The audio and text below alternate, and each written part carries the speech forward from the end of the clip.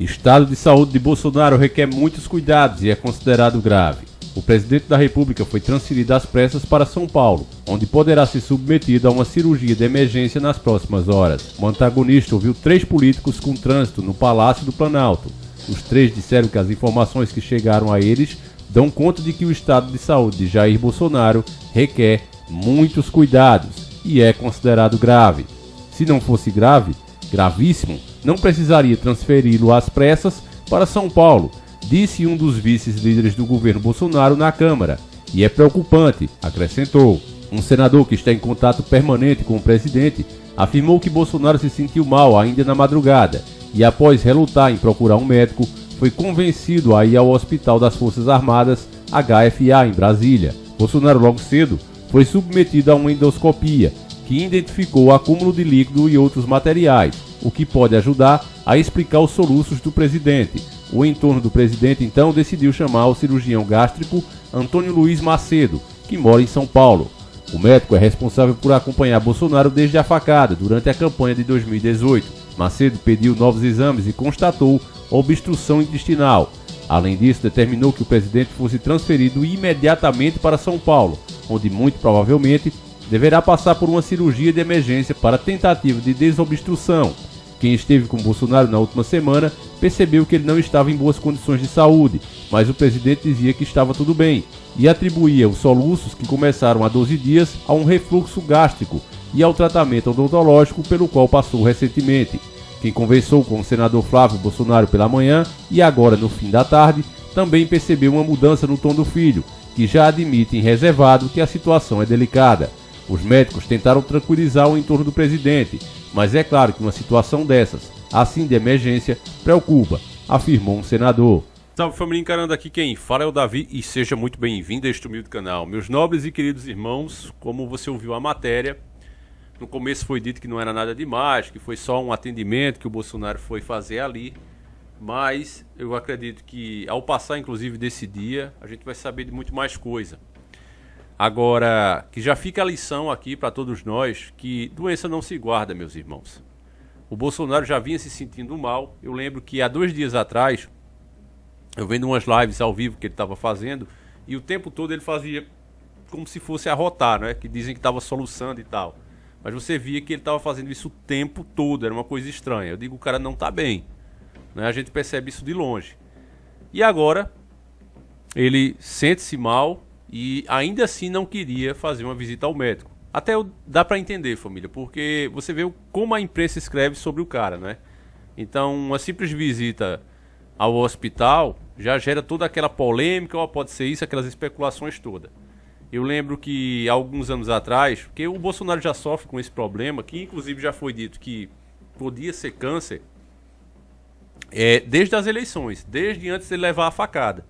Inclusive tem imagens dele, eu já mostrei isso até em outro vídeo nosso, um vídeo bem mais antigo da época da eleição, onde ele foi para uma igreja e o pastor reza, né, em cima do estômago dele, mostrando claramente que ele já vinha com um problema intestinal que ninguém sabe o que é.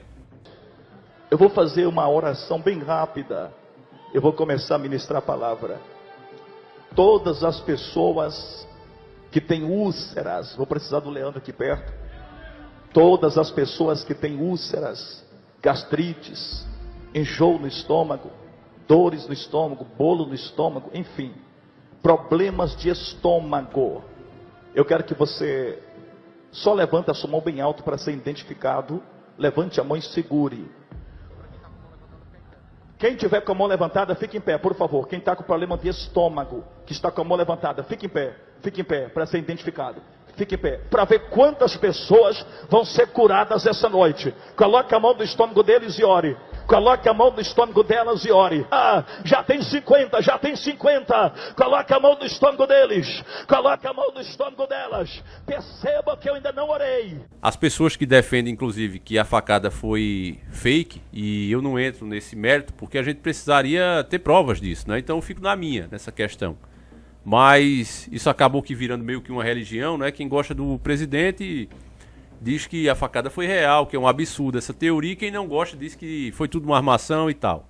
Enfim, eu não vou entrar nesse mérito, eu deixo pra vocês, se foi fake, se não foi, mas O que é fato, a gente pode comentar aqui. É fato que o Bolsonaro já tinha problemas intestinais antes da facada.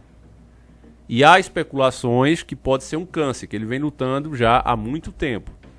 Então, se de fato isso for uma realidade, se isso de fato for uma verdade, meus nobres e queridos irmãos, então é muito mais preocupante, é muito mais perigoso do que uma sequela da facada. Porque você sabe que câncer não é brincadeira, ainda mais intestinal, ceifa a vida de muitas pessoas. E pode ter certeza, meus irmãos, a pior coisa era perder o presidente nesse momento. No atual cenário, e a gente tem a história como prova, né, quando faltar assim, pouquinho para a próxima eleição, né, 1 ano e pouco agora, né, menos de 1 ano e 6 meses. Você imagina, meu irmão, o que o Temer fez. A gente tem essa prova aí. Tudo que eu falei que ia acontecer com o Temer, de fato aconteceu. É porque as pessoas aqui no YouTube, né, principalmente os metidos a YouTube Teens, eles não reconhecem, os metidos a intelectuais, o que a gente vem falando.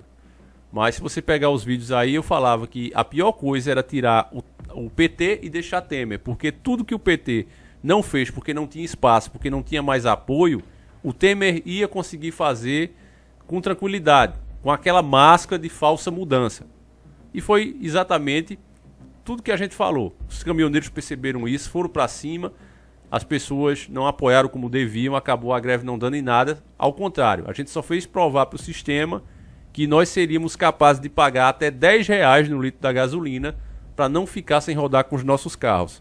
Foi o que a população, eu digo, não eu e você, claro que nós jamais faríamos um papel desse. Quem está desperto ficou em casa, apoiou os caminhoneiros. Mas a massa, e eu digo nós porque a massa faz parte de nós, infelizmente, a decisão deles, os atos deles acaba sendo distribuído, sendo pesado e distribuído para toda a população brasileira. Quem estava, quem não estava, todos pagamos o preço. Então o povo foi lá, queria gasolina a R$10 o litro, então o sistema a partir dali percebeu que o povo, para não perder o seu luxo, para não perder o seu conforto, é capaz de fazer tudo, até pagar R$10 no litro. Hoje eu abasteci de novo o Camaroso, inclusive eu vou até deixar de fazer alguns vídeos com ele, porque tá pesado, família. E o litro eu paguei a 6 e pouco, família. Mais de R$6 o litro da gasolina. Então é um absurdo onde a gente chegou. E isso começou lá no Michel Temer. Lembre que os aumentos abusivos que inclusive gerou aquela greve, né, um atrás do outro, desde que mudou a política da Petrobras com aquela história. Não, ela tá quebrando, tá quebrada, tem que acompanhar os preços lá de fora. O que eles estão fazendo de fato, né, privatizando tudo, todas as partes da Petrobras, os poços não são mais nossos, as distribuidoras não são mais nossas, tudo está sendo privatizado e quem compra não compra para fazer caridade ao país. Eu acho engraçado quem acredita nesses contos de fada. Acredita que, não, as empresas compram para ter apenas lucro. Não, elas compram para ganhar o nosso dinheiro e nos controlar. É o principal para eles, é o poder sobre a nação. Você que controla a energia daquela nação, que é o que move o país de fato, né? Não tem como a gente trabalhar sem ter o carro, por exemplo, o cara que carrega tijolo, o cara que carrega cimento, o cara que vai receber uma mercadoria no seu supermercado, enfim, a energia que movimenta o país, não é? Então, você é dono disso, você manda no país, independentemente de quem você seja. E aí estamos passando o controle para essas empresas que querem o quê?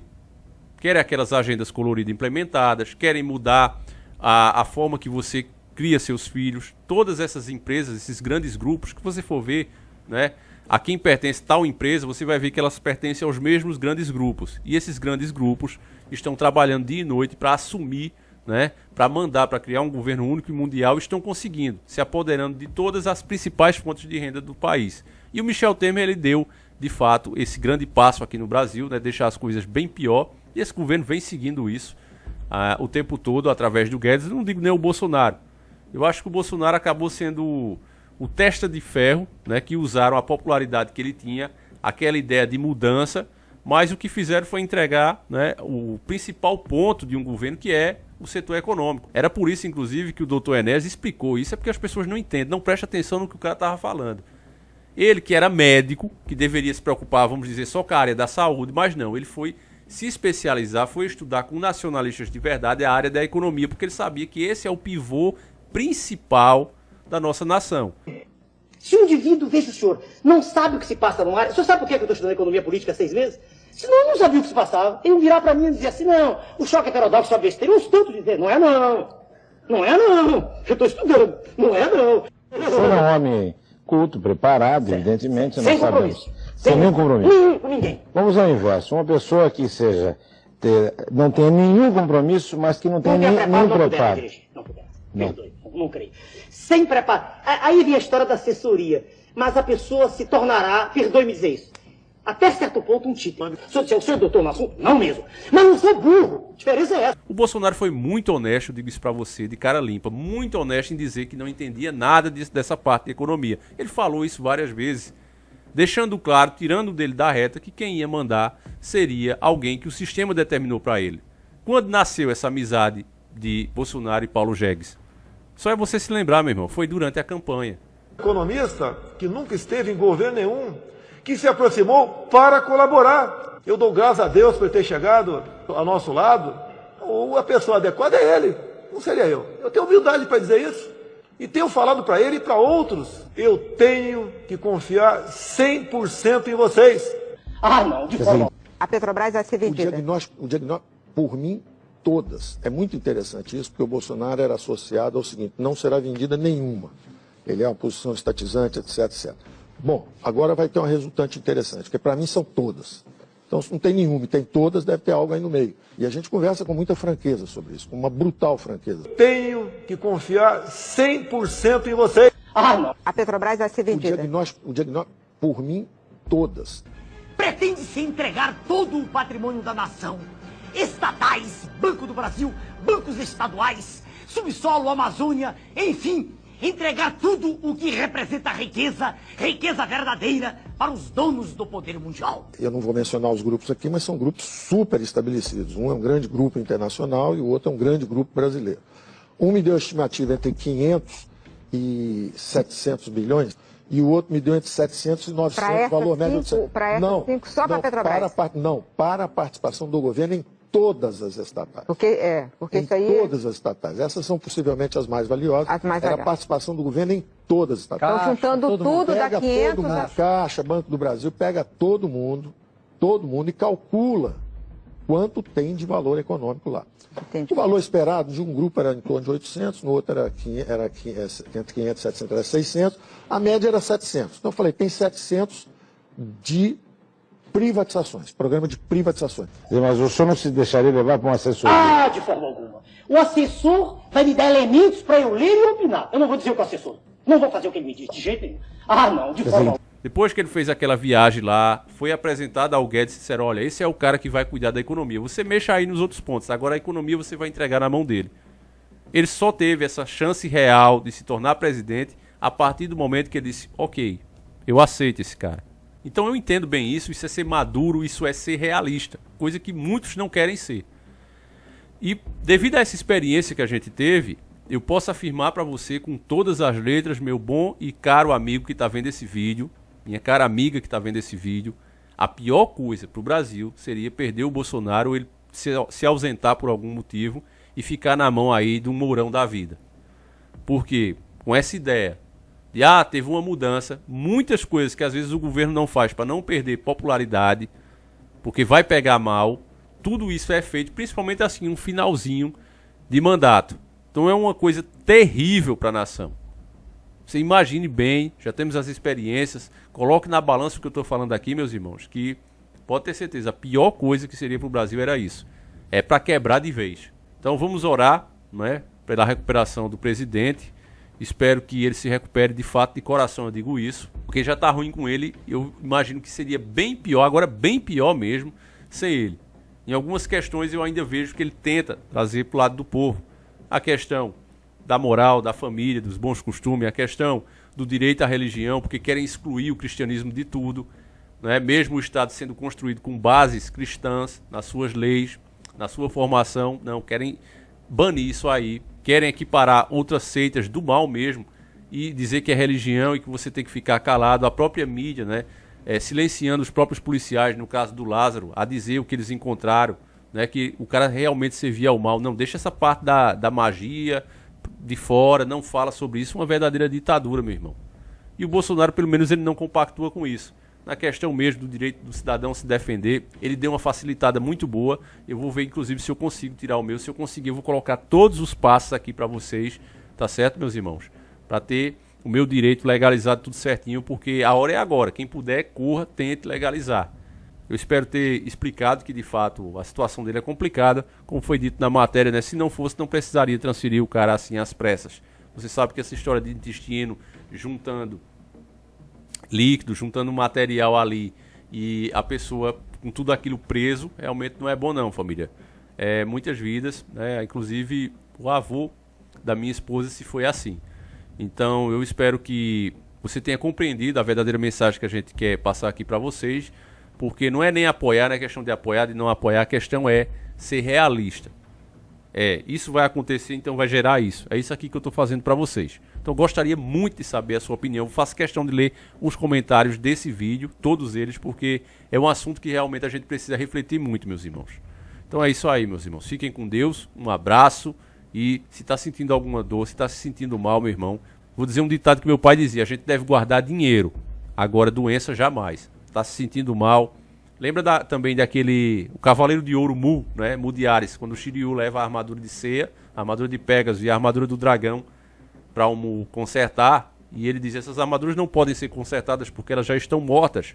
E aí ele faz a comparação com o corpo humano, dizendo que, assim como é o corpo humano, também são as armaduras, que quando o ferimento não é muito grave, nós temos a capacidade de se recuperar. O próprio organismo faz isso, mas quando ele é muito grave, aí não é possível se recuperar e aquilo vai agravando, levando ao fim daquele ser. Então é bom sempre a gente lembrar disso. Às vezes a gente, na correria, nessa luta dentro da Matrix, a gente pensa: não, mas isso aí não é tão importante, depois eu cuido disso. Mas nada é mais importante do que a tua saúde, meus irmãos. Tá certo? Então, se está sentindo algum problema, meu irmão, não espera para amanhã não, vai, porque você pode ter certeza, meus irmãos, se você tem de se recuperar em tantos dias, esses dias vão dobrar, vão triplicar, você vai sofrer muito mais por ter esperado. Então não espera não, vai atrás, tá certo? Esse é um conselho que eu dou para cada um de vocês, que eu considero como se estivessem aqui junto comigo, pessoalmente, como se fossem meus irmãos. Então é isso, meus irmãos, fiquem com Deus, um abraço e tamo junto.